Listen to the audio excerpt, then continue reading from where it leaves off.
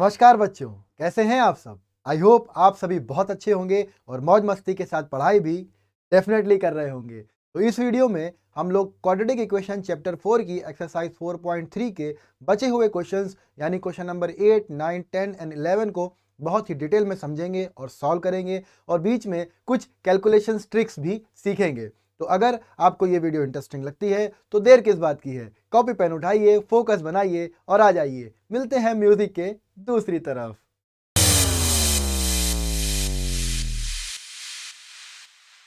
तो हम लोग आ गए हैं अपने पहले क्वेश्चन नंबर 8 पे। चलिए इसको देखते हैं। तो a train travels 360 kilometre at a uniform speed, मतलब एक ट्रेन है जो एक यूनिफॉर्म स्पीड से 360 किलोमीटर की डिस्टेंस कवर करती है। बहुत बढ़िया। If the speed had been 5 kilometre per hour more, मतलब ये ज्यादा होती अगर, मतलब वो ट्रेन तेज चलती। It would have taken 1 hour less, वो 1 घंटा कम लेती। बिल्कुल ऑब्वियस बात है, अगर कोई ट्रेन तेज चलेगी तो उसको टाइम कम लगेगा। फॉर द सेम जर्नी का मतलब क्या है, ये जो डिस्टेंस है ये उतनी ही चलेगी 360 किलोमीटर। ठीक है, बहुत बढ़िया। Find the speed of the train, speed of train निकालनी है। अब जब स्पीड ऑफ ट्रेन नहीं पता है तो हम क्या करें, देखना समझना। Speed time and distance concept है, फॉर्मूला एक ही है। क्या होता है, speed is equal to distance upon time.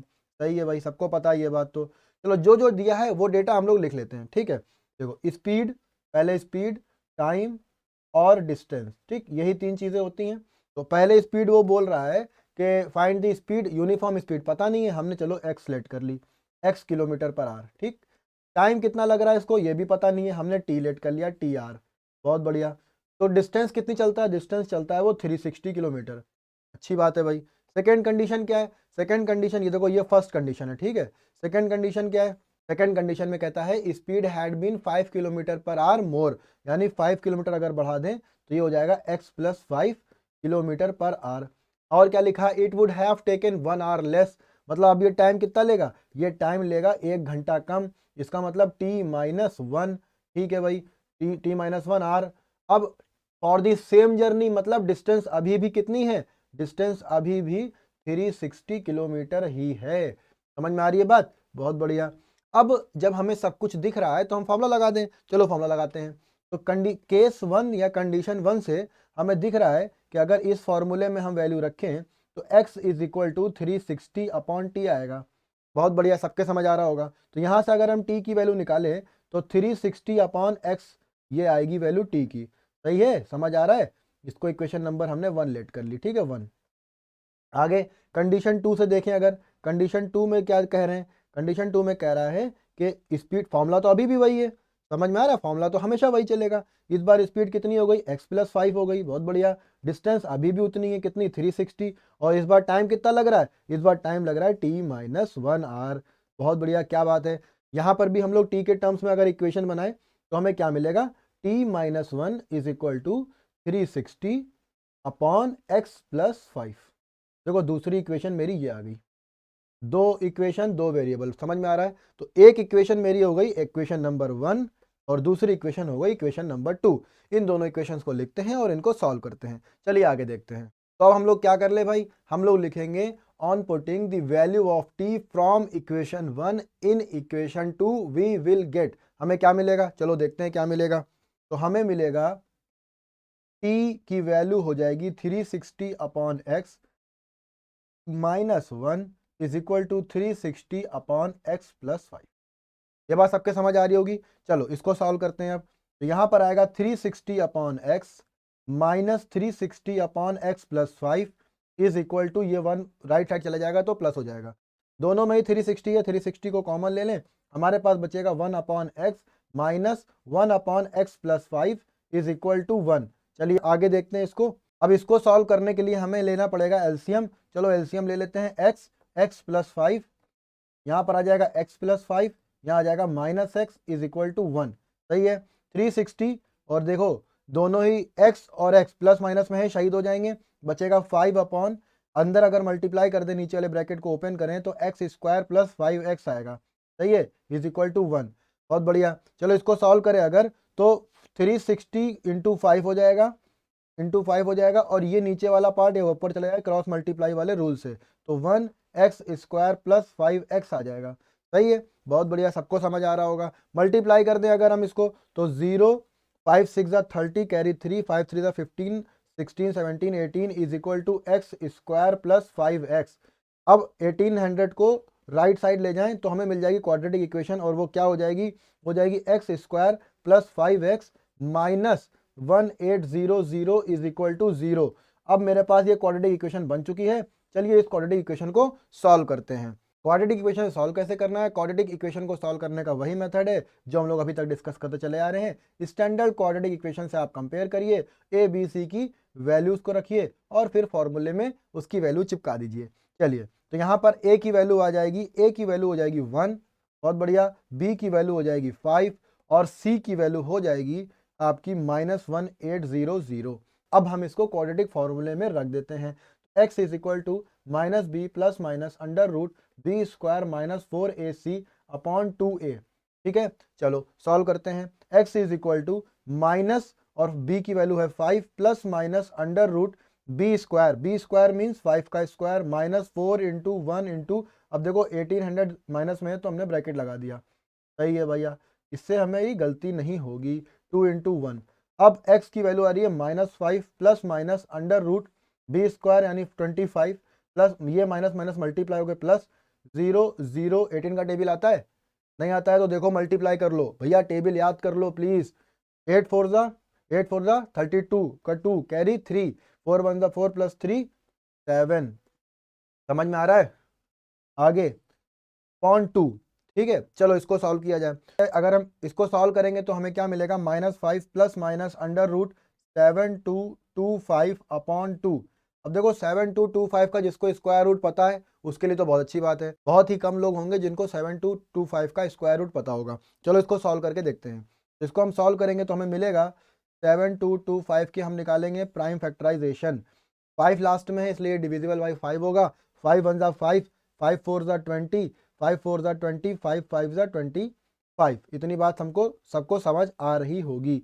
चलो फिर से 5 से करें, 5 2 जा 10, फिर 5 8 जा 40, 5 9 जा 45। अब देखो जिसको 17 का स्क्वायर याद है उसके लिए बहुत बढ़िया, और जिसको नहीं याद है वो यहाँ पर फंस जाएगा। 289 होता है 17 का स्क्वायर, और 17 से जब हम इसको डिवाइड करेंगे तो यहाँ पर आएगा 17, और यहाँ पर भी 17 से एक बार में चला जाएगा। तो हमारे पास पेयर क्या मिलेंगे, 5 और 17। देखो ऐसे लिख सकते हैं इसको, 7225 को लिखेंगे 5 इंटू 5 इंटू 17 इंटू 17, फिर यहाँ से एक 5 बाहर, यहाँ से एक 17 बाहर। ये क्यों बाहर आता है ये आप मेरी video concept of square root को देखिए और आप समझ जाएंगे। इसको मल्टीप्लाई करेंगे तो हमें क्या मिलेगा, हमें मिलेगा 85। 17 5 जा 85 होता है। चलो यहाँ पर वैल्यू रख देते हैं। x is equal to -5 plus minus 7225 square root से बाहर आ जाएगा तो 85 अपॉन 2। अब यहाँ से दो केस मिलेंगे x के, दो केस मिलेंगे, सबको याद होंगे। चलो पहला केस पॉजिटिव, दूसरा केस नेगेटिव। ये पॉजिटिव हो गया और ये नेगेटिव हो गया। इसको सॉल्व किया जाए तो x is equal to -5 plus 85 upon 2, और दूसरा केस हो जाएगा x is equal to -5 minus 85 upon 2। सही है, चलो x इज इक्वल टू यहाँ पर आएगा 80 अपॉन 2, यानी x की वैल्यू आ जाएगी 40, और यहाँ पे क्या आएगा, x की वैल्यू आएगी -90 अपॉन 2, यानी x की वैल्यू आएगी -45। हमारे पास x की दो वैल्यूज आ चुकी हैं, एक 40 और एक -45। अब जरा अपने क्वेश्चन की शुरुआत पे चलें तो हम देखते हैं कि x क्या है। x हमने ट्रेन की स्पीड को लेट किया था, और क्वेश्चन में फाइंड क्या करना है, क्वेश्चन में फाइंड करना है स्पीड ऑफ द ट्रेन, यानी हमें x की वैल्यू ही फाइंड करनी है। लेकिन हमारे पास जो x की वैल्यूज हैं वो दो हैं, एक प्लस में 40 है, एक -45 है। हमें यह समझना होगा कि किसी भी ऑब्जेक्ट की स्पीड कभी नेगेटिव नहीं हो सकती है।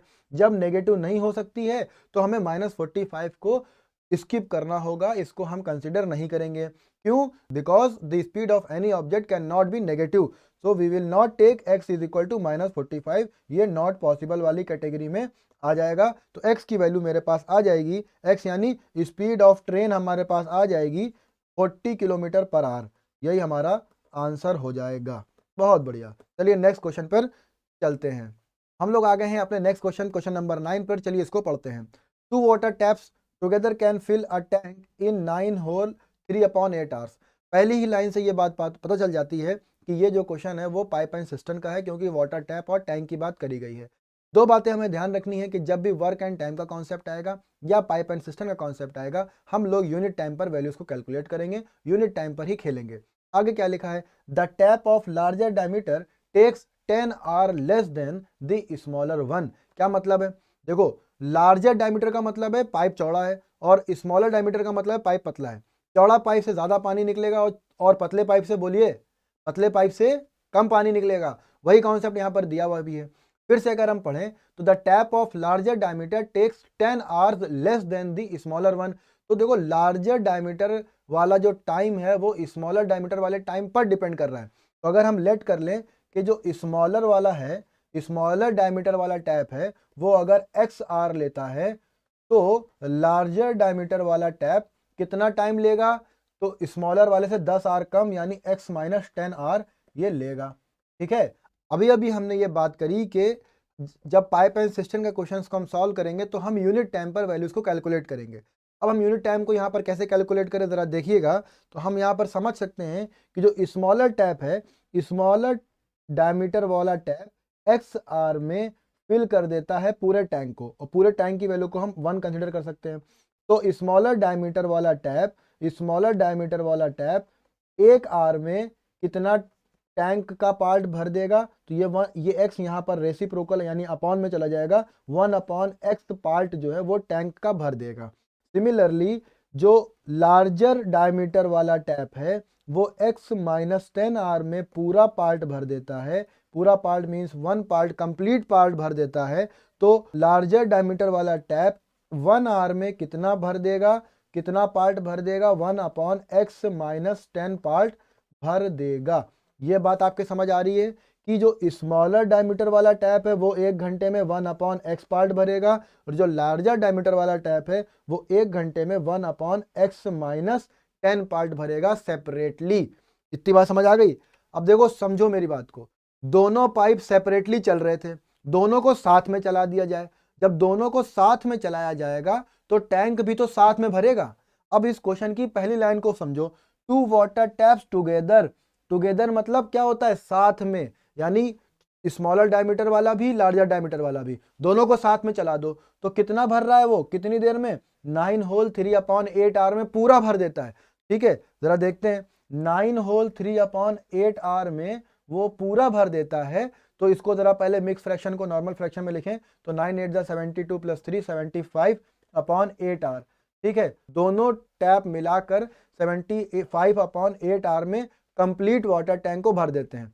अब यहां पर देखो तो 1 आर में कितना हो जाएगा, देखो 75/8 आर में दोनों भरते हैं पूरे पार्ट को, समझ रहे हो। तो both the tap take 75/8 hours to fill the complete tank. Then in 1 hour both the tap together fill, इसका ये देखो 75/8 इधर डिवाइड में आएगा तो 8/75 हो जाएगा, 8/75 पार्ट ये भरेंगे दोनों लोग मिलकर 1 घंटे में। देखिए बात को समझिएगा, स्मॉलर डायमीटर वाला टैप 1 घंटे में कुछ पार्ट भरेगा, लार्जर डायमीटर वाला टैप 1 घंटे में कुछ पार्ट भरेगा, और दोनों मिलाकर 1 घंटे में साथ चला दिए जाएं तो कितना पार्ट भरेंगे, 8/75। बात समझ रहे हैं। अब इसको हम इक्वेशन की फॉर्म में लिखते हैं, क्या लिखेंगे, तो हमने लिख दिया है इसको, चलिए इसको पढ़ लेते हैं एक बार। In 1 hour part fill by tap with smaller diameter plus in 1 hour part fill by tap with larger diameter is equal to in 1 hour part fill by both tap together. चलिए इसकी वैल्यू रखते हैं। तो हमने इसकी value रख दी है, 1/x value है आपकी, स्मॉलर डायमीटर वाला टैप 1 घंटे में कितना पार्ट भरेगा, 1/x माइनस 10 वैल्यू है, जो लार्जर डायमीटर वाला टैप है वो 1 घंटे में कितना पार्ट भरेगा, और 8/75 दोनों को मिलाकर 1 घंटे में कितना भरेंगे। अब इसको हम कैलकुलेट करें तो हमें क्या मिलेगा, x minus 10 upon x minus 10 plus x is equal to 8/75। ठीक, कैलकुलेशन करनी है, x ऐड होकर 2x माइनस 10 अपॉन, नीचे अगर हम ब्रैकेट ओपन करें x square minus 10x is equal to 8/75। ठीक, इसको यहाँ पर अगर हम देखें तो देखिए यहाँ पर 2 कॉमन है, ये देखिए 2 यहाँ पर भी और यहाँ पर 10 है, 2 कॉमन ले ले अगर तो हमें मिलेगा 2x minus 5 upon x square minus 10x is equal to 8/75। बढ़िया, चलिए 2 से डिवाइड कर दे 8 को तो 2 1 2 2 4 8, क्रॉस मल्टीप्लाई कर दें 75 x minus 5 is equal to 4 x square minus 10x। चलिए आगे सॉल्व करते हैं। 75x माइनस 5 5 कैरी 2 7 5 35 प्लस 2 37 is equal to 4x square minus 40x। अब सारे टर्म्स को एक तरफ ले आए तो हमें मिलेगा 4x square minus 40x minus 75x minus minus ये हो जाएगा प्लस, इधर जाएगा 375 इज इक्वल टू 0। तो ये आ गई मेरे पास इक्वेशन। इसको सॉल्व करते हैं नेक्स्ट पेज पे। अब इसको अगर हम सॉल्व करेंगे तो हमें मिलेगा 4x स्क्वायर माइनस, इसको ऐड कर दें तो 5 और 7 4 11x plus 375 is equal to 0। सॉल्व करने का वही मेथड है, ax square plus bx plus c is equal to 0 से कंपेयर करेंगे तो हमें मिलेगा a is equal to 4, b is equal to -115 और c इज इक्वल टू 375। अब हम क्वाड्रेटिक फॉर्मूले को यूज़ करें तो हमें पता है x is equal to minus b plus minus under root b square minus 4ac upon 2a। सही है, तो अब वैल्यू रखें अगर तो x is equal to -115 plus minus under root -115 का square minus 4 into a into c की value है 375 अपॉन 2 इंटू 4। इतनी बात सबके समझ आ रही होगी। चलो कैलकुलेट करते हैं आगे। अब इसको अगर जब हम कैलकुलेट करेंगे तो हमें मिलेगा x is equal to 115 plus minus under root, देखो 115 का स्क्वायर निकालना है, हमें यहाँ मिल रहा है 115 का स्क्वायर। चलिए इसकी कैलकुलेशन को समझते हैं। अब हम एक ट्रिक सीखने वाले हैं जिसमें हम किसी भी नंबर जिसके यूनिट प्लेस पे 5 होगा उसका स्क्वायर हम मेंटली कैसे फाइंड कर सकते हैं, वो भी कुछ सेकेंडों में। चलिए कुछ एग्जाम्पल्स को देखते हैं। तो हमने कुछ एग्जाम्पल्स को लिख लिया है, अब हम इस अपनी ट्रिक को सीखते हैं। अब हम अपने नंबर को दो पार्ट में ब्रेक करेंगे, एक तो 5 वाला पार्ट और बाकी रिमेनिंग नंबर। तो हमने अपने 5 और रिमेनिंग वाले नंबर को अलग लिख लिया है। अब हम जब इसका स्क्वायर लिखेंगे तो हमें राइट साइड से शुरुआत करनी है और आंसर में 25 तो आएगा ही आएगा, 25 को लिख देना है। फिर जो इसके पहले लिखा जाएगा उसे फाइंड करने के लिए हमें क्या करना है ज़रा देखेंगे इसको हम। तो जो बचा हुआ नंबर है 1 है, यहाँ पर 1 में हम 1 ऐड करेंगे 2 मिलेगा और इस 2 को इसी 1 से मल्टीप्लाई करेंगे तो हमें 2 मिलेगा और ये 2 हम यहाँ पर लिख देंगे तो ये मेरा 15 का स्क्वायर हो जाएगा। चलिए 25 वाले में सेकंड पार्ट को देखें तो मेरे पास 2 है, 2 में हम 1 ऐड करेंगे तो हमें 3 मिलेगा और इस 3 को हम इसी 2 से मल्टीप्लाई करेंगे तो हमें 6 मिलेगा और ये 6 हम यहाँ पर लिख देंगे तो हमें 625 का स्क्वायर मिल जाएगा। यहाँ पर बचा सेकंड पार्ट जो है 35 का वो 3 है, 3 में हम जब 1 ऐड करेंगे हमें 4 मिलेगा और 4 को जब हम इसी 3 से मल्टीप्लाई करेंगे तो हमें 3 मिलेगा और इस 12 को हम यहाँ पर लिखेंगे तो हमें 35 का स्क्वायर 1225 मिलेगा। 45 में जब हम बचा हुआ पार्ट 4 है, 4 में हम 1 ऐड करेंगे तो 5 मिलेगा, 5 को 4 से मल्टीप्लाई करेंगे तो 20 आएगा और इस 20 को यहाँ पर लिखेंगे तो हमें 45 का स्क्वायर 2025 मिलेगा।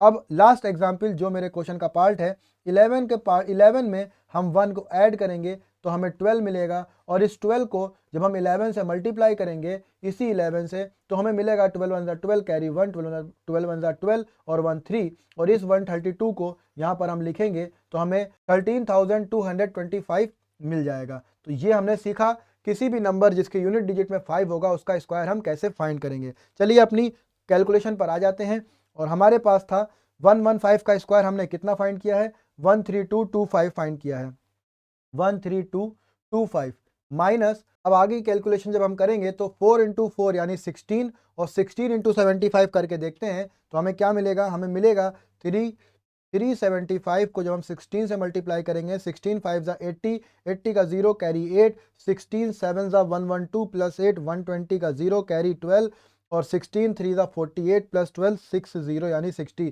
आई गेस आपको 16 का टेबल तो याद ही होगा। चलिए तो वैल्यू आ रही है 6000 अपॉन 2 इंटू 4 यानी 8।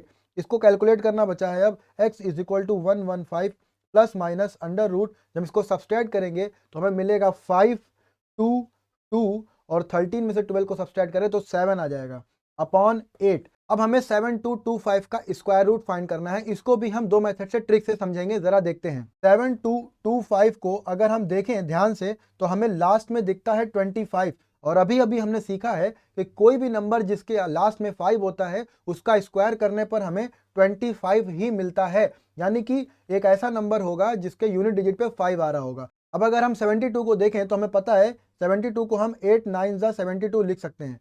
अब देखिए, अगर हम अपने स्क्वायर वाले ट्रिक के कॉन्सेप्ट पे जाएं तो हमें पता था जो भी नंबर होता है उसमें 1 ऐड करके उस 25 के आगे चिपका देते हैं। इसका मतलब यहाँ पर जो छोटा नंबर होगा वही मेरा रिक्वायर्ड नंबर होगा 85। अगर आपको ये ट्रिक से समझ में ना आया हो तो चलिए इसके प्राइम फैक्टराइजेशन से भी हम इसको सॉल्व कर लेते हैं। 7225 को जब हम 5 से डिवाइड करेंगे तो 5 1 ज़ा 5 और 5 4 ज़ा 20, 5 4 ज़ा 20, 5 5 ज़ा 25। अगेन 5 से जब हम ले जाएंगे तो 5 2 ज़ा 10, 5 8 ज़ा 40 एंड 5 9 ज़ा 45।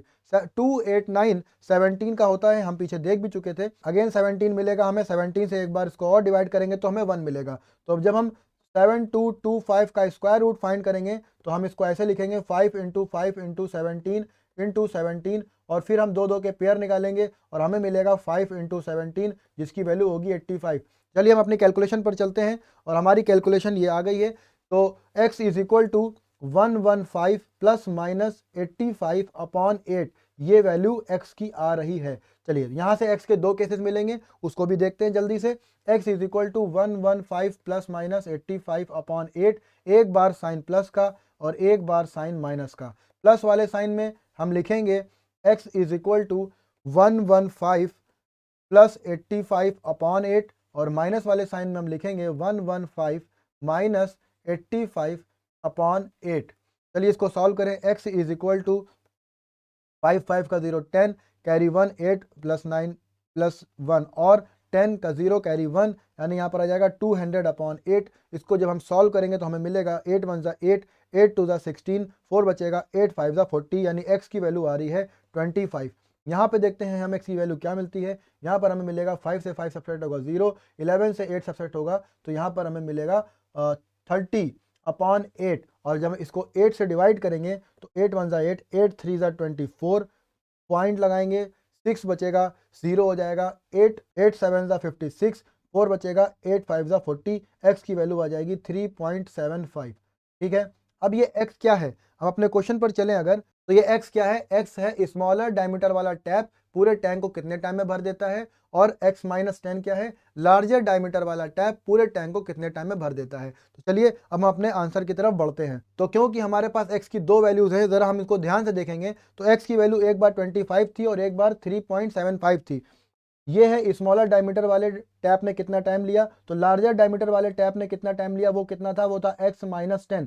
चलिए इसकी वैल्यू निकालें अगर, तो एक बार जब हम x माइनस 10 की वैल्यू में x की जगह 25 लिखेंगे तो हमें मिलेगा 15 और जब हम एक बार x की वैल्यू 3.75 लिखेंगे तब हमें लार्जर डायमीटर वाले की वैल्यू की क्या मिलेगी, हमें मिलेगी 6.25। लेकिन यहाँ पर साइन आएगा नेगेटिव। अब यहाँ पर एक बात ये समझने वाली है कि जब ये स्मॉलर डायमीटर वाला टैप जिसको हमने x लेट किया था वो 25 R लेता है तो लार्जर डायमीटर वाला टैप 15 R लेता है।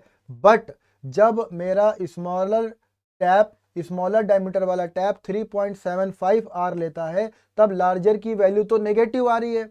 और जब भाई टाइम क्या नेगेटिव हो सकता है, टाइम नेगेटिव नहीं हो सकता, इसलिए स्मॉलर डायमीटर वाले टैप में जो x की वैल्यू 3.75 निकाली है ये नॉट पॉसिबल हो जाएगी। क्यों हो जाएगी नॉट पॉसिबल, क्योंकि इस केस में लार्जर डायमीटर वाला टैप माइनस में आ रहा है, उसका टाइम, लार्जर डायमीटर वाले टैप का टाइम माइनस में आ रहा है, इसलिए हम इस वैल्यू को कंसिडर नहीं करेंगे। तो मेरे पास रिक्वायर्ड वैल्यू क्या हो जाएंगी, स्मॉलर डायमीटर वाला टैप भरेगा पूरे टैंक को 25 आर में और लार्जर डायमीटर वाला टैप भरेगा पूरे टैंक को 15 आर में। तो मेरे पास आंसर्स क्या आएंगे, 25 आवर्स एंड 15 आवर्स, यही मेरा रिक्वायर्ड आंसर हो जाएगा। समझ आ रहा है, ठीक है ना। चलिए आगे बढ़ते हैं, नेक्स्ट क्वेश्चन पे चलते हैं। तुम्हारा नेक्स्ट क्वेश्चन है क्वेश्चन नंबर 10। चलिए इसको पढ़ते हैं। An express train takes 1 hour less than a passenger train. तो ठीक है भाई, दो ट्रेनें हैं, एक एक्सप्रेस है एक पैसेंजर है। एक्सप्रेस 1 घंटा कम लेती है पैसेंजर ट्रेन से, बहुत बढ़िया। To travel 132 kilometre between Mysore and Bangalore, मतलब दो स्टेशन के बीच में ही चल रही हैं। इसका मतलब दोनों ही ट्रेन की डिस्टेंस कितनी होगी, 132 किलोमीटर ही होगी। आगे क्या लिखा गया है, if the average speed of the express train is 11 kilometre per hour more than that of the passenger train. अब देखो, एक एक्सप्रेस ट्रेन की जो स्पीड है वो पैसेंजर ट्रेन पर डिपेंड है, और पैसेंजर ट्रेन की स्पीड को अगर हम x लेट कर लें तो एक्सप्रेस ट्रेन की स्पीड कितनी हो जाएगी, 11 किलोमीटर पर आवर मोर हो जाएगी। इसका मतलब x प्लस 11 हो जाएगी। इतनी बात समझ आ रही है कि नहीं आ रही है। एक्सप्रेस ट्रेन की जो स्पीड है वो पैसेंजर पर डिपेंड कर रही है। पैसेंजर वाले की स्पीड हमने x किलोमीटर पर आवर मान ली, तो एक्सप्रेस की स्पीड कितनी हो जाएगी, x plus 11 kilometre per our हो जाएगी। अब पैसेंजर ट्रेन का जो टाइम है अगर हम उसको t लेट करें तो एक्सप्रेस ट्रेन का टाइम कितना हो जाएगा, 1 आवर लेस देन दी पैसेंजर ट्रेन, यानी t माइनस 1 आवर हो जाएगा। इतनी बात समझ आ रही है कि नहीं आ रही है भाई, बोलो। दोनों ही ट्रेनें सेम डिस्टेंस चल रही हैं। कितनी डिस्टेंस चली देखना, डिस्टेंस तो दोनों ही सेम चल रही हैं। कितनी, 132 किलोमीटर। ठीक, अब हमें पता है कि भाई स्पीड टाइम डिस्टेंस में फॉर्मूला होता है speed is equal to distance upon time. तो करना क्या है, कुछ नहीं करना है सर, लगा दीजिए फिर। चलो लगा देते हैं। तो या पहले वाले एक्सप्रेस की अगर हम बात करें, तो एक्सप्रेस ट्रेन की अगर हम बात करें, एक्सप्रेस ट्रेन में उसकी स्पीड कितनी है, x प्लस 11 है, डिस्टेंस 132 है और टाइम t माइनस 1 है। ये बात समझ आ रही होगी भाई।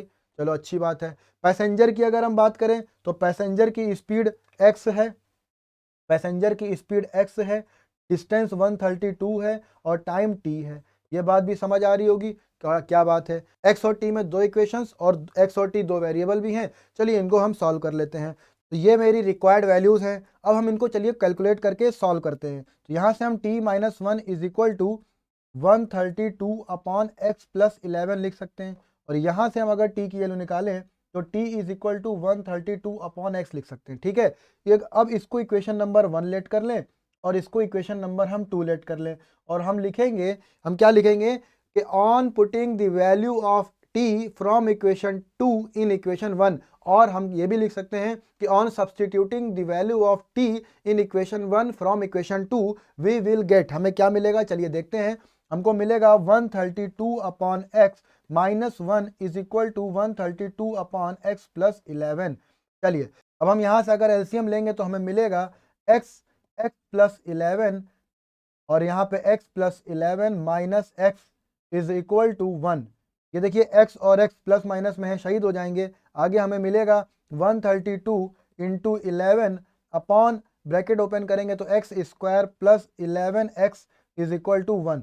अब क्रॉस मल्टीप्लाई अगर करें तो हमें मिलेगा 132 into 11 is equal to x square plus 11x into 1। 1 से मल्टीप्लाई करेंगे वैल्यू वही मिलेगी। चलिए 11 से मल्टीप्लाई करते हैं। 11 टू ज़ा 22 कैरी 2, 11 3 ज़ा 33 प्लस 2 35 का 5 कैरी 3, 11 1 ज़ा 11 प्लस 3 14। बहुत बढ़िया। आगे हमारे पास बच रहा है एक्स स्क्वायर प्लस 11x। चलिए सबको एक तरफ ले आए तो हमें मिलेगा x square plus 11x minus 1452 is equal to 0। ये बन गई मेरी क्वाड्रेटिक इक्वेशन। चलिए इसको आगे सॉल्व करते हैं। अब हम इसको डायरेक्ट अगर कंपेयर करें तो हमें पता है कि a की वैल्यू यहाँ पर 1 है, b की वैल्यू यहाँ पर 11 है और c की वैल्यू यहाँ पर माइनस 1452 है। अब हम यहाँ पे वैल्यू रखने जा रहे हैं अपने फॉर्मूले में, तो x is equal to minus b plus minus under root b square minus 4ac upon 2a। Then value रखेंगे तो हमें वैल्यू मिलेगी x is equal to minus 11 plus minus under root 11 का स्क्वायर माइनस 4 इंटू ए की value है 1 और सी की value है माइनस 1452। चलिए नीचे 2 इंटू 1। बहुत बढ़िया। अब हम इसको सॉल्व करें तो minus 11 plus minus under root 11 का स्क्वायर 121 होता है माइनस, और ये माइनस प्लस हो जाएगा। 4 से मल्टीप्लाई करेंगे, 4 2 ज़ा 8, 4 5 ज़ा 20 का 0 कैरी 2, 4 4 ज़ा 16, 17 18 का 8 कैरी 1, 4 1 ज़ा 4 प्लस 1 यानी 5 अपॉन 2। अब इसको और सॉल्व करें तो हमें मिलेगा x is equal to minus 11 plus minus under root 8 plus 1 9, 0 plus 2 यानी 2, 8 प्लस 1 यानी 9 और ये 5 अपॉन 2। चलिए आगे इसको कैलकुलेट करते हैं। तो हमारे पास आ गया है x की value minus 11 plus minus under root 5929 upon 2। तो अब हमें फाइंड करना है स्क्वायर रूट ऑफ 5929। 5929 के स्क्वायर रूट को कैलकुलेट करने के लिए हम थोड़ा सा डिविजिबिलिटी रूल का यूज़ करें तो मेरे लिए आसानी होगी। तो अब हम अगर यहाँ पे 2 को देखें तो ये 2 से डिविजिबल नहीं है, क्योंकि 2 से डिविजिबल होने के लिए इसको इवन नंबर होना पड़ेगा। 3 से डिविजिबिलिटी क्या होती है, sum of digit should be divided by 3, तो यहाँ पर सम ऑफ डिजिट यहाँ पर 3 से डिवाइड नहीं है क्योंकि इनका सम 25 के इक्वल आएगा। अच्छा, 4 से डिवाइड करने के लिए लास्ट के 2 डिजिट 4 से डिविजिबल होने चाहिए, वो भी यहाँ पर डिविजिबिलिटी नहीं लग रही है क्योंकि लास्ट के 2 डिजिट 29 है। 5 से तो डिविजिबल होगा ही नहीं क्योंकि 5 की डिविजिबिलिटी होती है यूनिट डिजिट में या तो 0 हो या तो 5 हो। 6 से भी डिविजिबल नहीं है क्योंकि 6 की डिविजिबिलिटी होती है 2 से और 3 से, दोनों से डिविजिबल होना चाहिए। चलिए 7 से इसकी डिविजिबिलिटी चेक करते हैं। तो 7 से जब इसको डिवाइड करेंगे तो 7 7 49, 7 8 56, हमारे पास 3 बचेगा, 7 4 28, हमारे पास 4 बचेगा, 7 7 49। फिर से अगर हम इसको 7 से डिवाइड करें, 7 1 7, 7 2 14, 7 1 7।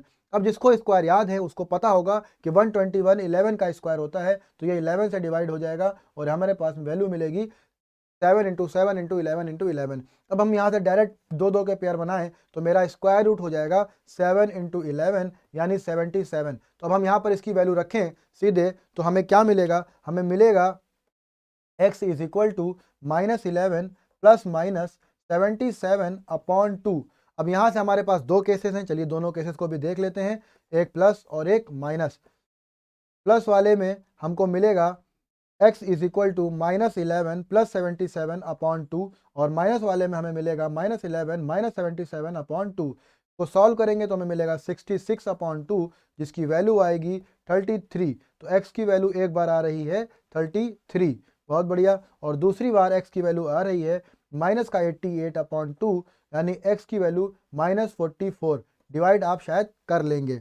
चलिए अब ये x क्या है इसको जरा देखते हैं। तो हमारा x जो है वो हमारे पैसेंजर ट्रेन की स्पीड को रिप्रेजेंट कर रहा है। बात समझ रहे हैं आप, पैसेंजर ट्रेन की स्पीड को। और क्वेश्चन में पूछा क्या गया है, find the average speed of the 2 trains.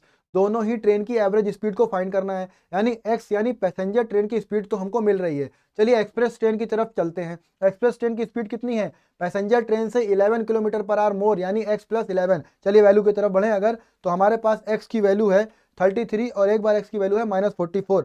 अब देखिए जब, क्योंकि हमें पता है कि x पैसेंजर ट्रेन की स्पीड है और x की वैल्यू 44 नेगेटिव में आ रही है, इसका मतलब ये जो 44 है, ये 44 तो नॉट पॉसिबल वाली कैटेगरी में आ गया। ये जो 44 है ये तो पॉसिबल नहीं हो सकता, because speed of any object can not be negative. तो हम कौन सी वैल्यू कंसिडर करेंगे, सिर्फ और सिर्फ 33 वाली। बहुत बढ़िया, तो हमारे पास जो वैल्यू है पैसेंजर ट्रेन के लिए वो 33 है। तो हमारे पास कंक्लूजन ये आ चुका है कि स्पीड ऑफ पैसेंजर ट्रेन वो है हमारी 33 kilometre per our. Passenger train 33 kilometre per our, ठीक है।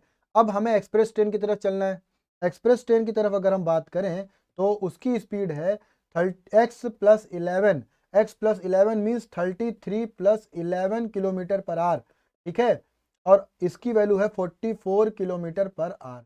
तो हमारे पास रिक्वायर्ड आंसर आ चुके हैं। Speed of passenger train 33 kilometre per hour और speed of express train 44 kilometre per hour, यही मेरे आंसर हैं। हम लोग आ गए हैं क्वेश्चन नंबर 11 पर, जो कि इस वीडियो का लास्ट क्वेश्चन है और इस एक्सरसाइज का भी आखिरी क्वेश्चन है। चलिए इसको पढ़ते हैं। में लिखा है sum of the areas of 2 squares is 468 metre square. ठीक है भाई, 2 स्क्वायर हैं, उनके एरिया का सम 468 मीटर स्क्वायर है। Difference of their perimeter. अब देखिए डिफरेंस की बात हो रही है उनके पेरीमीटर की, तो यहाँ पर एक पेरीमीटर बड़ा होगा, एक पेरीमीटर छोटा होगा। इसका मतलब यहाँ पर एक स्क्वायर होगा जिसकी साइड बड़ी होगी और एक स्क्वायर होगा जिसकी साइड छोटी होगी। उसका पेरीमीटर निकालेंगे और फिर उनका डिफरेंस निकालेंगे।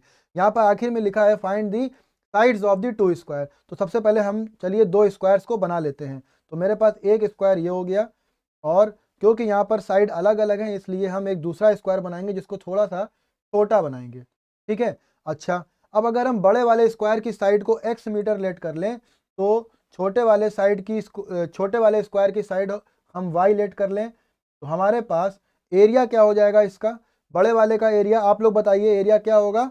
बहुत बढ़िया, x स्क्वायर होगा। और इसका छोटे वाले का एरिया कितना होगा, y स्क्वायर होगा। क्या बात है, y स्क्वायर। अच्छा, पेरीमीटर कितना होगा बड़े वाले का, पेरीमीटर होता क्या है, sum of all sides. Sum of all sides कितनी साइड है, 4। x को 4 बार ऐड कर दें या फिर 4 से x को मल्टीप्लाई कर दें, तो पेरीमीटर हो जाएगा 4x और यहाँ पर पेरीमीटर हो जाएगा 4y। और साफ साफ दिख रहा है, क्या दिख रहा है, x is greater than y। सही है, तो x square will also be greater than y। चलिए अब हम कंडीशन की तरफ बढ़ते हैं। पहली कंडीशन बोलती है कि the sum of the areas of two square, यानी इनके एरियाज को आप ऐड कर दो, x square plus y square किसके इक्वल है, 468 के इक्वल है। बहुत बढ़िया, ये हो गई आपकी इक्वेशन नंबर 1। कंडीशन 2 क्या कहती है, कंडीशन 2 कहती है कि डिफरेंस ऑफ देयर पेरीमीटर, तो इनका डिफरेंस पेरीमीटर का निकाल लो भाई। तो पेरीमीटर का डिफरेंस कितना होगा, 4x माइनस 4y। ठीक है, जैसे यहाँ पर एक्स स्क्वायर बड़ा है तो यहाँ पर 4x भी बड़ा होगा 4y से। ठीक, चलो यहाँ से ये इस बात से ये दो कंक्लूजन निकलते हैं। तो 4x माइनस 4y कितना दिया है, तो 4x माइनस 4y दिया है 24। ये मेरे पास दो इक्वेशन बन गई। अच्छा, इसको क्या सॉल्व कर सकते हैं, दो इक्वेशन नंबर 2 को, हाँ कर सकते हैं। 4 कॉमन ले लो, x minus y is equal to 24, 4 से इसको डिवाइड कर दो, 4 6 24। चलो, तो x माइनस वाई की वैल्यू आ गई, x माइनस वाई की वैल्यू आ गई 6। बहुत बढ़िया, चलो इसको हम इक्वेशन नंबर 3 लेट कर लेते हैं। अब मेरे पास दो इक्वेशन है, इक्वेशन नंबर 1 और 3। 2 को तो हमने सिंप्लीफाई कर लिया, तो 1 और 3 को हम सॉल्व करते हैं। तो हमने ये इक्वेशन नंबर 1 और 3 लिख दी हैं। चलिए इसको सॉल्व करें। तो इसको सॉल्व कैसे करेंगे, इक्वेशन नंबर 3 से अगर हम y की वैल्यू निकालें तो हमें मिलेगा x माइनस 6, और ये वैल्यू हम यहाँ पर अगर पुट कर दें तो हमें मिलेगा, क्या मिलेगा जरा देखिए, x square plus x minus 6 का स्क्वायर इज इक्वल टू 468। तो हम कैसे लिखेंगे इसको, हम लिखेंगे on substituting the value of y in equation number 1 from equation number 3 we will get, हमें क्या मिलेगा, हमें ये रिक्वायर्ड इक्वेशन मिल जाएगी। चलिए इसको सॉल्व करते हैं। X square plus 36 minus 6 two ज़ा 12 एक्स इज इक्वल टू 468। 468 को लेफ्ट में ले आए और हमें इसको सॉल्व करें तो हमें क्या मिलेगा, एक्स एक्स ऐड होकर 2x square minus 12x plus 36 minus 468 is equal to 0। चलिए इसको सब्सट्रैक्ट करें तो 2x square minus 12x minus 8 में से 6 सब्सट्रैक्ट होगा तो 2, 6 में से 3 सब्सट्रैक्ट होगा तो 3, एंड यहाँ पर बचेगा 4 इज इक्वल टू 0। चलिए आगे इस क्वाड्रेटिक इक्वेशन को सॉल्व करते हैं। तो इस क्वाड्रेटिक इक्वेशन में हमें क्या कॉमन मिल रहा है, इस क्वाड्रेटिक इक्वेशन में हमें सब लोग बोलेंगे क्या कॉमन मिल रहा है, 2 कॉमन मिल रहा है। बहुत बढ़िया, तो हमें यहाँ मिलेगा एक्स स्क्वायर माइनस 6x। आगे बताइए क्या लिखें, सॉल्व करिए। 4 टू ज़ा 4, 2 1 ज़ा 2, 2 6 ज़ा 12 इज इक्वल टू 0। बहुत बढ़िया, अब इस 2 को 0 के पास भेज देंगे तो हमें क्वाड्रेटिक इक्वेशन सिंपल फॉर्म में मिल जाएगी, और ये हो जाएगी x square minus 6x minus 216 is equal to 0। तो x square minus 6x minus 216 is equal to 0।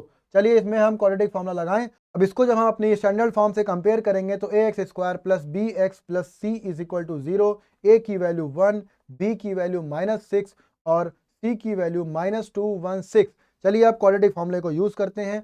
X is equal to minus b plus minus under root b square minus 4ac upon 2a। चलिए अब value रखते हैं और इसको solve कर लेते हैं। अब सिर्फ सॉल्व करना बचा है, चलिए इसको सॉल्व करते हैं और क्वेश्चन को खत्म करते हैं। तो x इज इक्वल टू, बताइए आप लोग बोलिए, हम लिखते जाएंगे। Minus minus plus 6 plus minus under root minus 6 का स्क्वायर 36, ये माइनस और ये माइनस प्लस हो जाएगा। 4 को जब 216 से मल्टीप्लाई करेंगे तो वी विल गेट 4 6 ज़ा 24 कैरी 2, 4 1 ज़ा 4 प्लस 2 6, 4 2 ज़ा 8 अपॉन 2।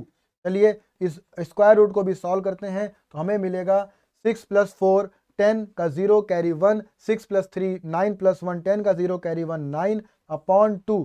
अब देखिए 900 का स्क्वायर रूट निकालना है, बहुत आसान है। 9 3 का स्क्वायर रूट होता है और इसको लिख सकते हैं हम, देखिएगा 900 को लिख सकते हैं 9 इंटू 10 इंटू 10। ठीक है, और यहाँ से अगर हम पेयर बना के निकालेंगे तो 9 से 3 निकलेगा और यहाँ से एक 10 यानी 30 आ जाएगा। तो मेरा 30 स्क्वायर रूट हो जाएगा। यहाँ पर हम लिखेंगे 6 प्लस माइनस 30 अपॉन 2। अब यहाँ से x की दो वैल्यू और दो केस, चलिए इसको सॉल्व करते हैं। पहला केस पॉजिटिव साइन के साथ और दूसरा केस नेगेटिव साइन के साथ।